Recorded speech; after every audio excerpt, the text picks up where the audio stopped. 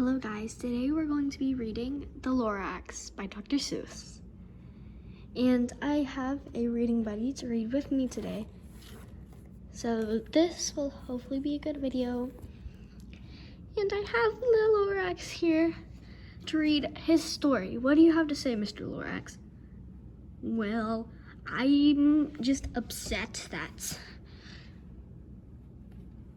Well, you'll read the book and I'll tell you at the end. Now, go read the book. Go read the book with them, Abby.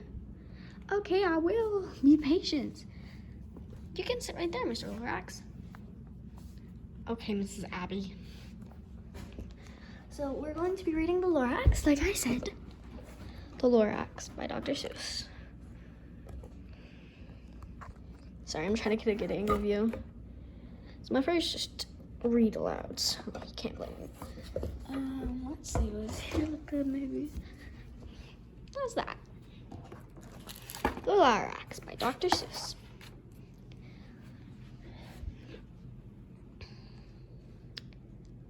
At the far end of town where the gurgle grass grows, and the wind smells slow and sour when it blows, and no bird that's ever sing except for old crows in the street of the lifted Lorax.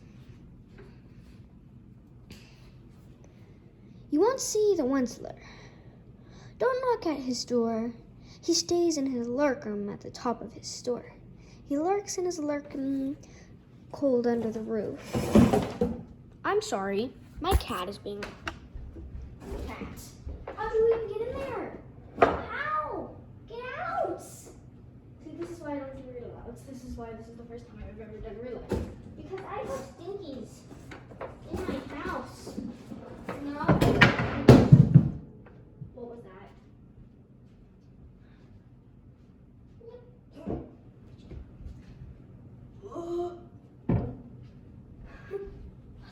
Flowers. Okay, sorry. I'm a stinky cat. You won't see the ones where he makes on his own clothes, out miff muff muttered moof, and the special dank midnights in August. He peeks out the shutters, and sometimes he speaks, and tells the Lorax how was lifted away. He'll tell you, perhaps, if you're willing to pay. On the end of a rope, he lets down a tin pail, and you'll have to toss in 15 cents and a nail, and the shell of a great-great-great-grandfather snail. Then he pulls up the pail, makes a most careful count, if you seem to pay him the proper amount. Then he hides what you paid him away in his snoot, his secret strangle-hole, his glorious glove. Then he grunts, I will call you by whisper my phone, for the secrets I tell you are for your ears alone. Down slow, down the whisper my phone. You hear the old Onceler. Onceler's whispers are not very clear, since they have to come down through a sniggly hose. He sounds as if he bade a smellless bee up his nose. Now I'll tell you, he says, with his teeth sounding gray. I'll tell you how the Lorax got lifted away. It all started way back, such a long time back. Mr. Lorax, is what the Onceler's saying true? Mr. Lorax, can you answer me? Yes, what the Onceler's saying is 100% true. Sorry. There is no way what the Onceler said is not true. The Onceler is 100% telling the truth. Okay, here, you can sit in the chair next to me. There you go. Let's flip the page. Way back in the days when the grass was still green and the pond was still wet and the clouds were still clean, And the song of Swami Swongs swam out in space. One morning, I came to this glorious place.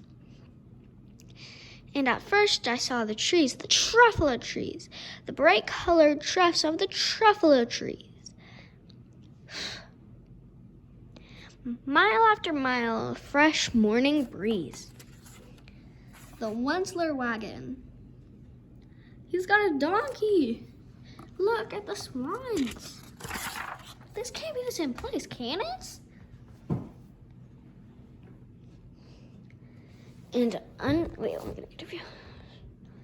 And under the trees, I saw brown barbaloots.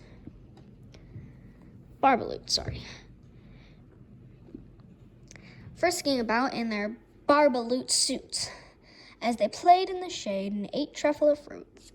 From the rippulous pond came the comfortable sound of humming fish humming while splashing around. Sound and around rhyme, right?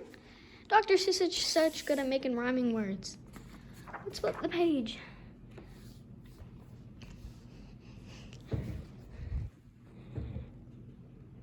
But those trees, those truffula trees. All my life I've been searching for trees such as these. Wait, one second. Oh, I gotta get that page. The touch of their fruits, the touch of their troughs was very much softer than silk, and they had the sweet smell of fresh butterfly milk. Felt a great leaping of joy in my heart. I knew it was just what I'd do. I'd unloaded my cart. Now, remember, I'm a 10-year-old. I don't read that good. So, compared to all these adults doing this, don't compare me to them. Is this the true Mr. Lorax? Is this true, Mr. Lorax? Excuse me. Is this true, Mr. Lorax? Yes. It is very, very, very true. Very, very true.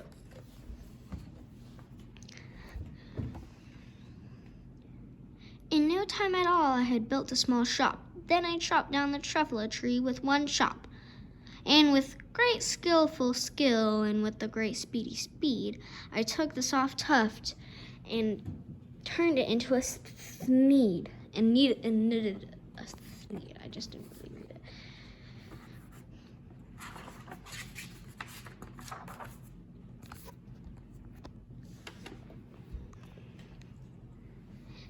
The instant I'd finished, I heard a gazump. I looked, I saw something pop out of the stump. The tree I chopped down was sort of a man. Describe him? That's hard. I don't know if I can. He was shortish and oldish and brownish and mossy, and he spoke with a voice that was sharpish and bossy. Mr. Lorax, do you hear what they're calling you? They're calling you sharpish, bossy, oldish, shortish, and brownish and mossy. And spoke with, you have a voice that was sharpish and bossy. Is that what you would like to be called, Mr. Lorax, sir? Would you? Not one bit. That is very rude. I'm going to file this book illegal. Okay, Mr. Lorax, that's a bit rude. That's not file the book illegal. Let's go to the next page.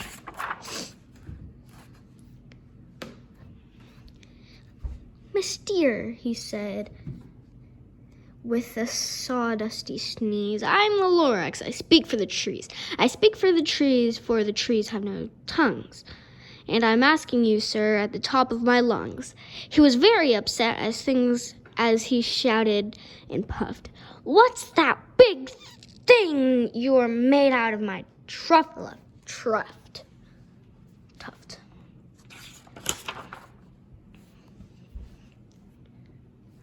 Look, Lorax, I said, there's no cause for alarm. I just chopped down one tree. I'm doing no harm. I'm being quite useful. This thing is a sneed.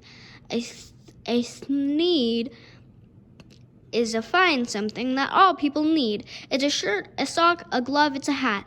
But others use it, yes, far beyond that. You can use it for carpets, for pillows, for sheets, or curtains, or covers for bicycle seats. The Lorax said, "Sir, you are crazy with greed. There's no one on earth who would buy that full Sneed." I'm sorry, y'all. My friend keeps calling me. So I will end up answering her after. But the very next minute, I proved he was wrong. For just that minute came a chap along, and he thought that Sneed that I knitted was great. He happily bought it for $3.98. I laughed at the Lorax. "You poor stupid guy. You can never tell what some people will buy."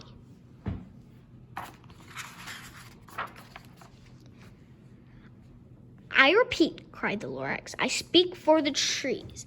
"I'm busy," I told him. "Shut up, if you please." I rushed across the room. In no time at all, I built a radio phone. I put quick in the call. I called my brothers and uncles and aunts. I called on my brothers, uncles, and aunts, and I said, "Listen here, there's a wonderful chance for the Once-Ler family to mighty get rich. Get over here fast. Take a road north niche. Turn off at left, weaken sharp at right, sharp at right, south stitch." Sorry, it's a bit tongue twisting. It's hard for me. Hopefully some teachers will end up using this. In no time at all in the factory I built, the whole Once-Ler family was working full tilt. They were building Sneeds as busy as beads, the sound of the chopping of the truffle trees. But the next week he knocked on my office door. He snapped, "I'm the Lorax who speaks for the trees, which you seem to be chopping down as fast as you please, but I'm also in charge of the brown Barbaloots who played in the shade of their Barbaloot suits, and happily lived eating truffle fruits.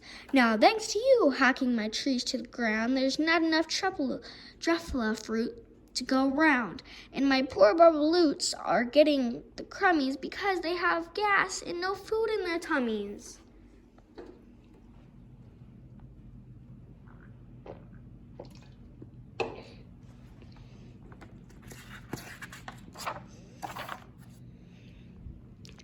They loved living here, but I can't let them stay. They'll have to go find food, and I hope that they may. "Good luck, boys," he cried and sent them away. I, the Once-Ler, felt as sad as I watched them all go, but business is business, right? And business must grow, regardless of crummies and tummies, you know.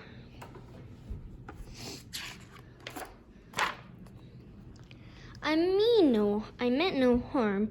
I truly did not. But to grow bigger, so bigger I got. I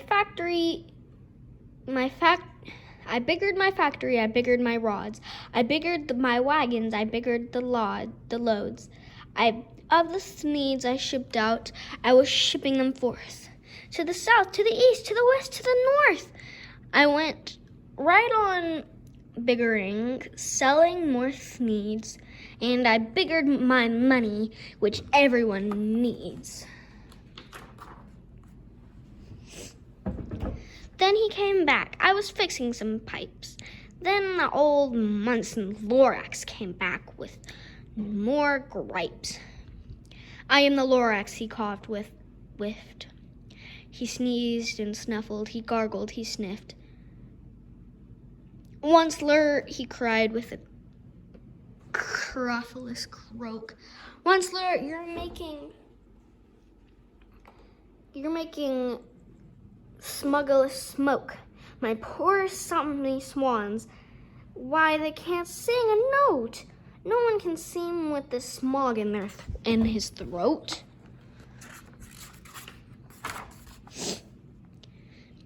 "And so," said the Lorax, "please pardon my cough. They cannot live here, so I'm sending them off." Where will they go? I don't hopefully know. They may have to fly for a month or a year to escape the smog you've smoked up around here. Sorry about the background noises. What's more, snapped the Lorax. His dander was up. Let's say a few words, but glippity glup. Your machinery chugs on and night without stop, making gulpity gulp and sloppity slop. And what will you do with this leftover gill? I'll show you, you dirty old Onceler man. You!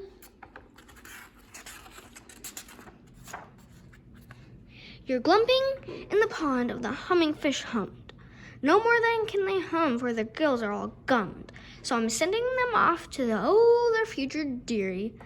They'll walk on their fins and get woefully weary in search of some water. Isn't that so smeary? Rude old Onceler, am I right, Lorax? Yeah, you're 100% right. Then I got mad, I yelled at the Lorax. Now listen here, Dad, all you yap and say, bad, bad, bad. Well, I have my rights, sir, and I'm telling you I intended to go on doing this. Just what I do. And for your information, you Lorax, I'm biggering and biggering and biggering and biggering and biggering. Turning more truffula trees into thneeds, which everyone needs. At that very moment, he heard a loud whack. From outside the fields came a sickening smack. An axe of a tree, then we heard the tree fall. The very last truffula tree of them all.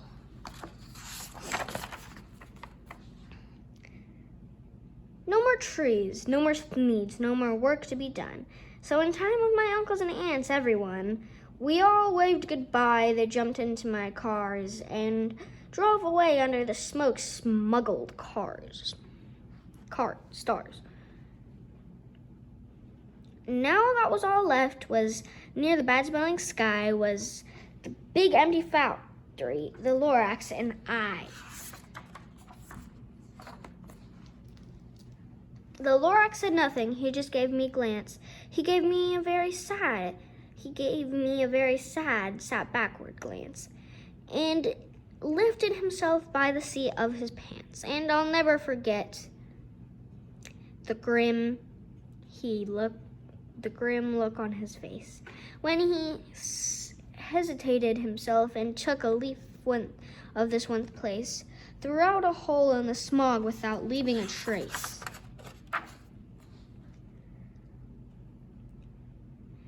And all that the Lorax left there in his mess was a small pile of rocks with one word, unless. Whatever that meant, well, I just couldn't guess.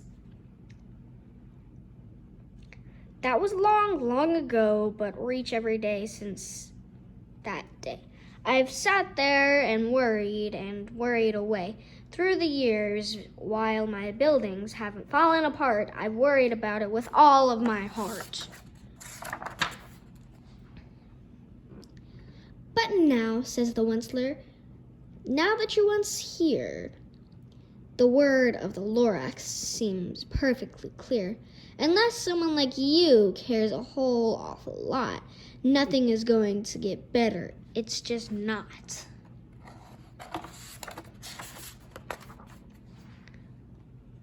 So, catch, calls the Onceler. He lets something fall. It's a truffula seed. It's the last one of them all. You're in charge of the last truffula seeds and the truffula trees, which one everyone needs. Plant a truffula tree. Treat it with care. Give it clean water and feed it fresh air. Grow a forest, protect it from axes and that hack. Then the Lorax. Axes that hack. Then the Lorax and all of his friends may come back. thank you guys for reading The Lorax with me. The Lorax. Did you like reading this book? You did? That's good. I'll see you guys next time. Comment on this video if you guys like me reading books, and I'll turn it into a book reading channel. Bye.